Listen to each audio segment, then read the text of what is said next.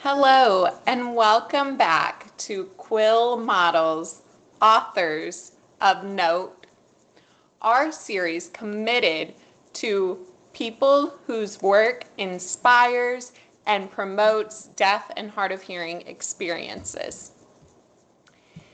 In each episode, we learn the stories behind the books and the people who are making a difference through their writing, advocacy, and lived experiences.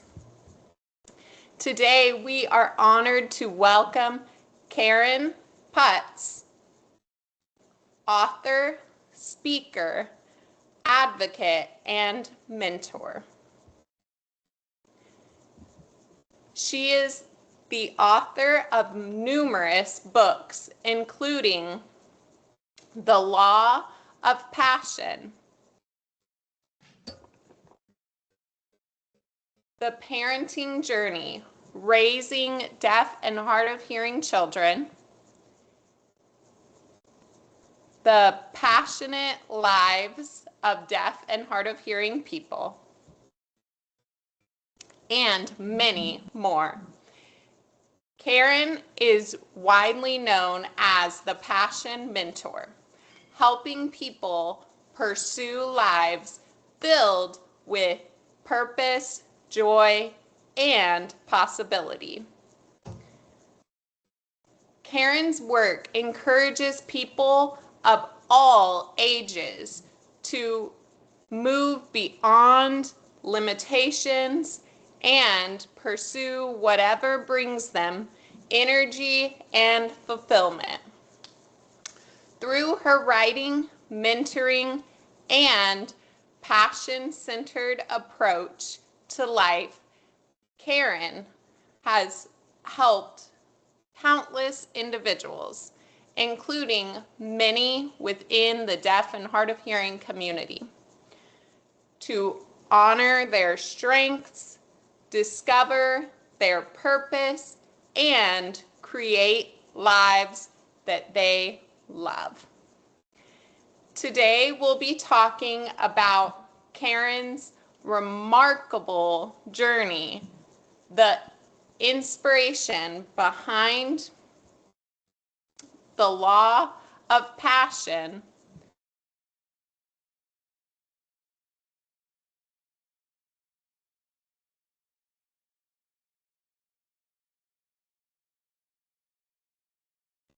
and her work supporting deaf and hard of hearing individuals and families, and what it means to live guided by purpose instead of limitations. Karen, thank you so much for joining us today. We're so excited to learn from your work and about the message behind your book. To get us started, can you tell us a little bit about your journey and what first inspired you to begin helping others discover and find their own passions? Sure. First, thank you for having me. So my story starts with when I was born. I was born with normal hearing. I can remember being able to hear as a very young child. And then I grew up hard of hearing. And in high school, I discovered the sport of barefoot water skiing. So it's water skiing on your bare feet. And I fell in love with the sport. I loved it. One day I took a really hard fall, got into the boat, and I was stuck, just like that.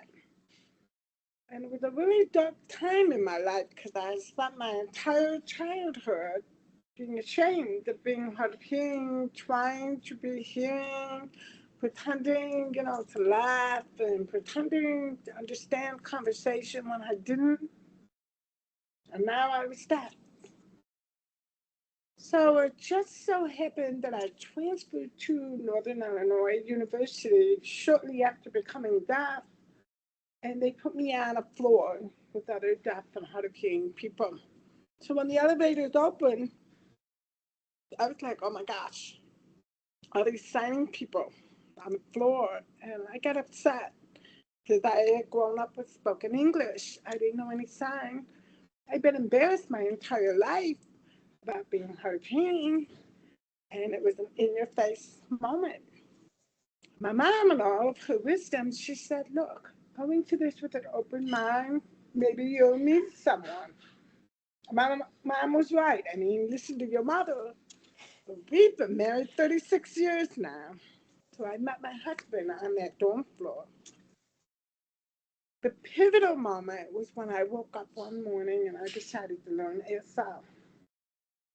And that decision, that moment, changed the entire path of my life.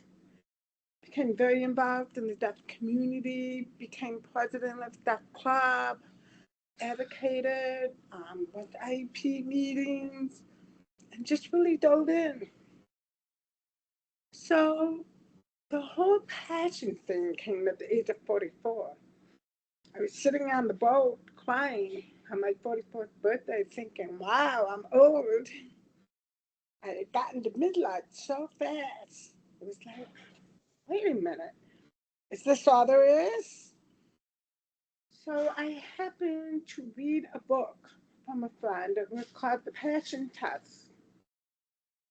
But just before that, my husband saw a 66-year-old woman on the Today Show, and her name was Judy Myers. She was barefooting at the age of 66. So I quickly did the math and realized I'm only 44. So that was a reframing experience, and that reframing is what I teach people in finding their passions, how to reframe your life so that you're not doing the same old narratives, the same old thing. That book started me on the path of becoming a passion coach, life coaching, and I've been doing that since 2011. And I love it. I love working with people and helping them find their passion.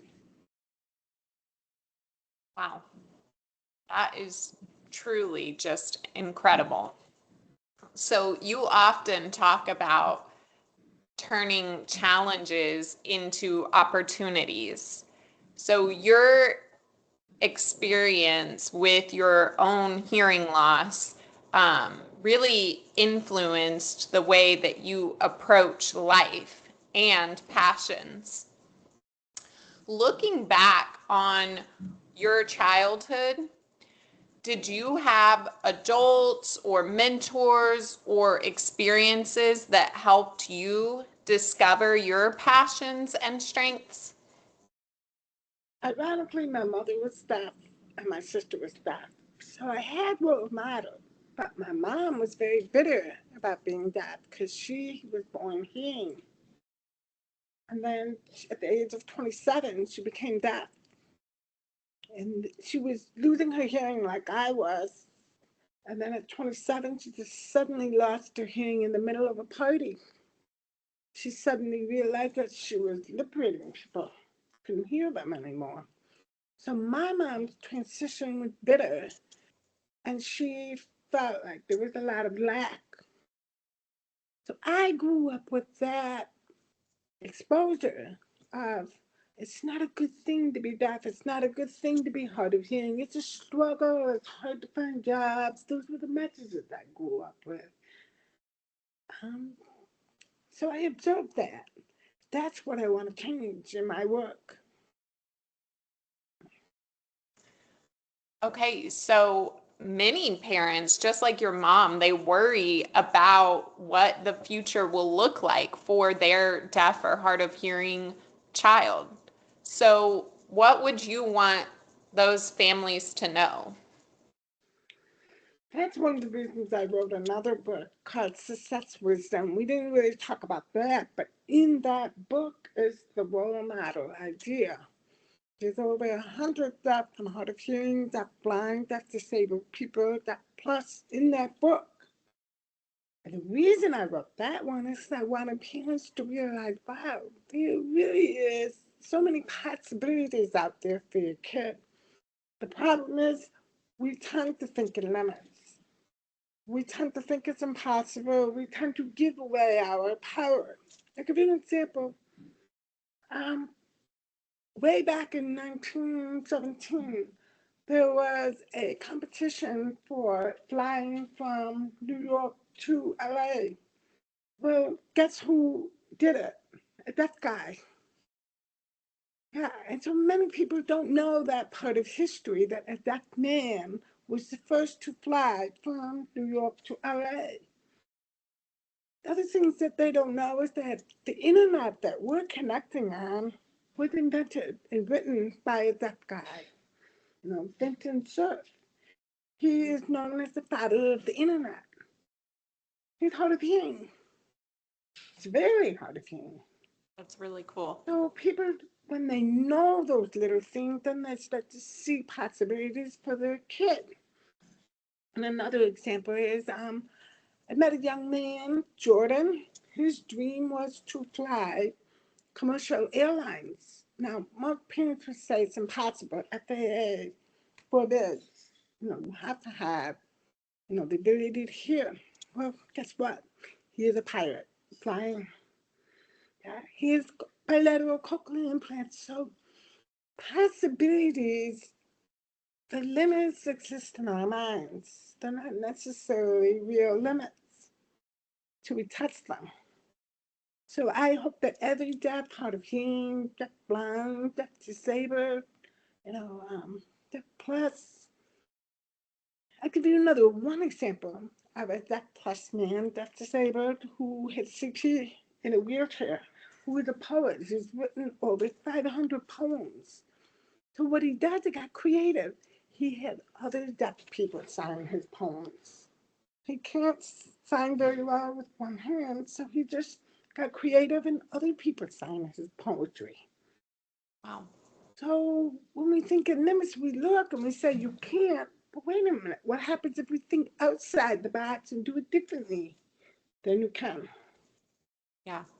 Wow. That is truly just inspiring, honestly. So, how can people identify and develop their interest and their passions from any age? So here's the thing, when we think of the word passion, I asked over 200 people, what is passion? And I got over 200 definitions. Why? Because passion is personal. What you know with passion may be different than what I know with passion. Feeling it, seeing it, experiencing it. It's a personal thing. And there's 5 levels of passion. So many of us never get past level 3. Yeah. And the reason why is because behind the word passion is the willingness to suffer, the willingness to do the work, the willingness to go above and beyond. Most of us shrink in that, so we never get to the top level.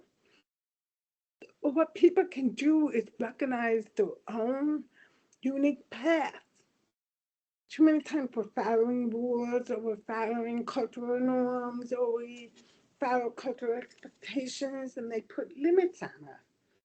We never really explore the gift of passion within us. But when you do, you're going to find that passion becomes fuel for your life, guides you, it moves you along, it gives you that uniqueness that makes you stand out. So, what happens when you do get to that top level of passion? What happens with your own life? Okay, so the first level is curiosity. There's always something that you're curious about and you want to learn. Sometimes we ignore it and we never explore it. But if you do explore it, you start learning about it. So CL, learning, then you get to the excitement, enthusiasm phase, which is CLE, and then A is awareness. This is what I'm passionate about. R is the top level. Everybody else recognizes your passion. So CLEAR, it's 5 levels. Problem is we give up. The learning becomes too hard. We're not skilled at it. We don't have the money. We give up. We never get to this level. We don't put the time and the effort into building our path. If we can encourage that more, we would get to the top. So, how do you help people that are stuck in that second or third level?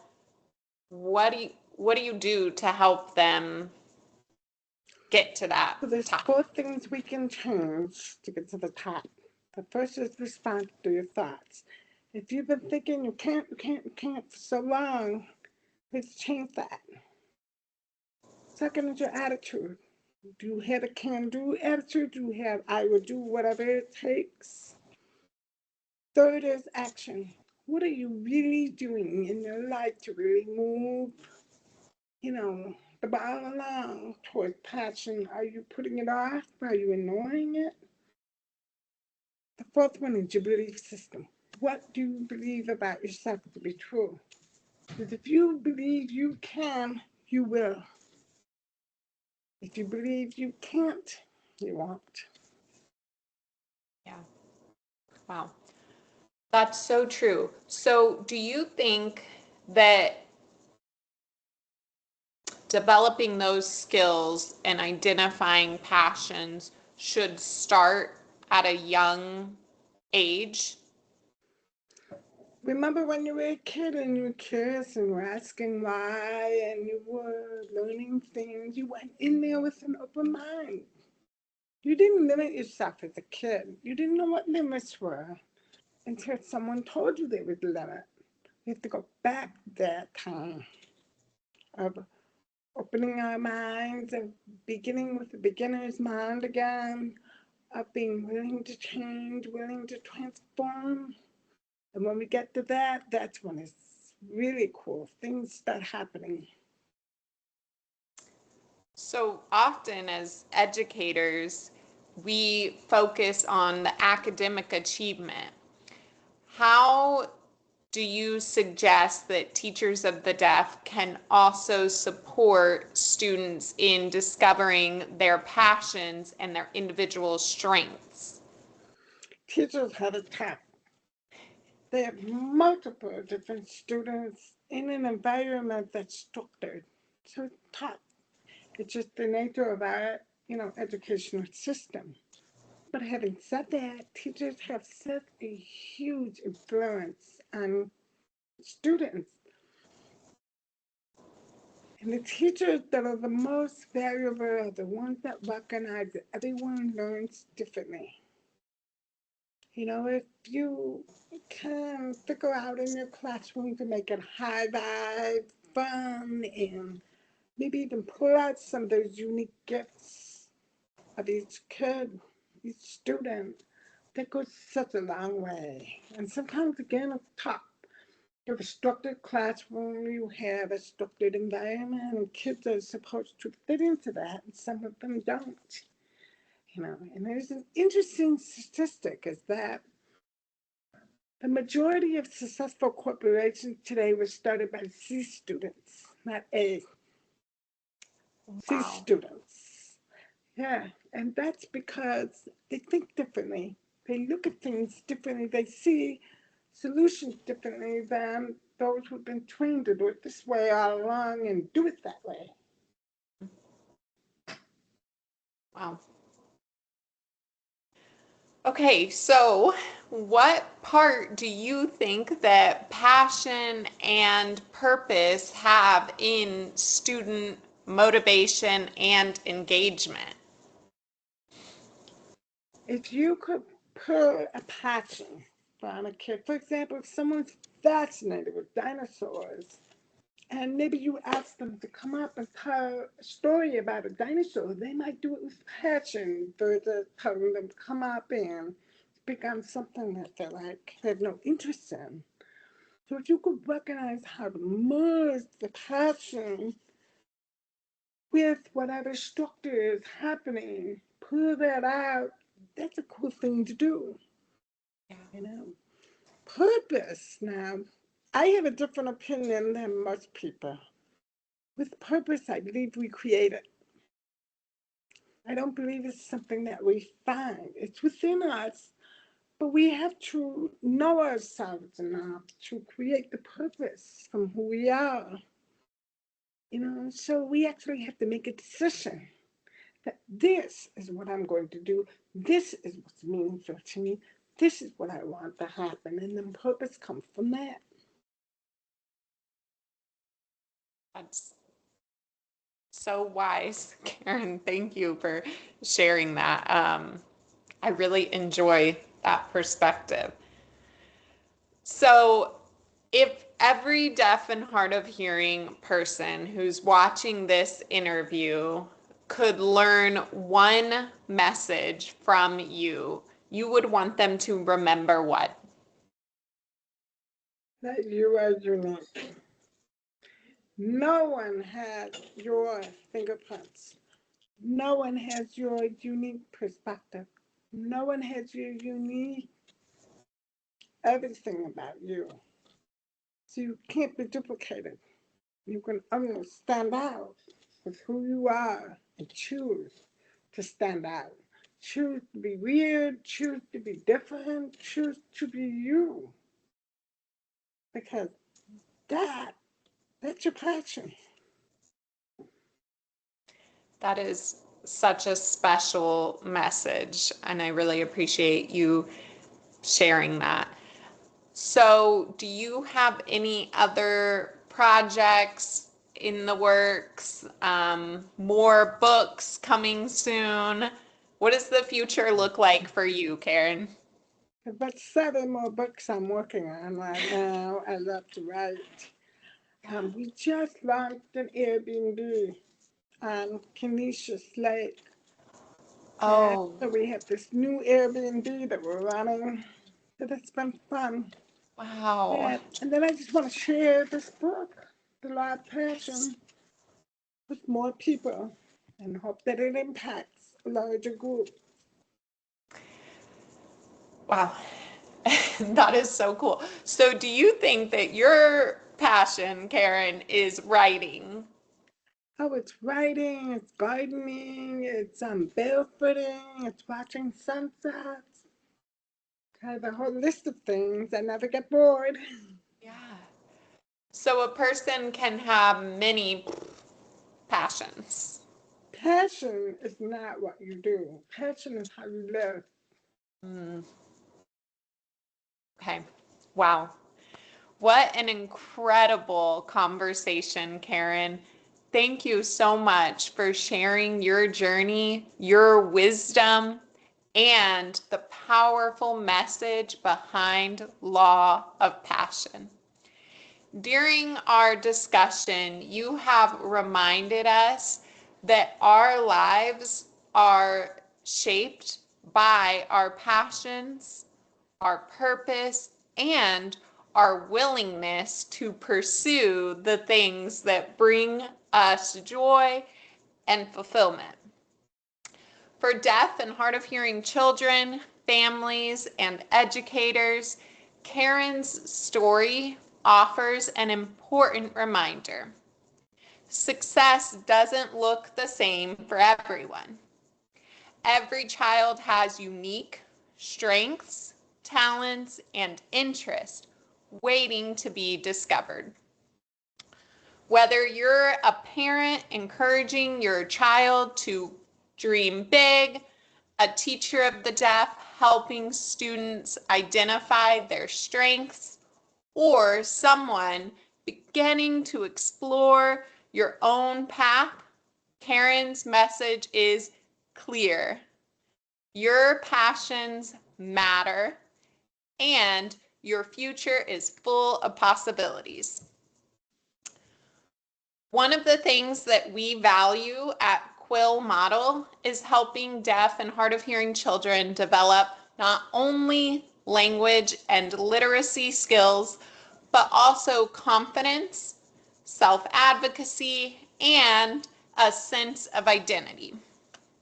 Karen's work beautifully aligns with that mission. And remember, this interview is part of Quill Model's Authors of Note series.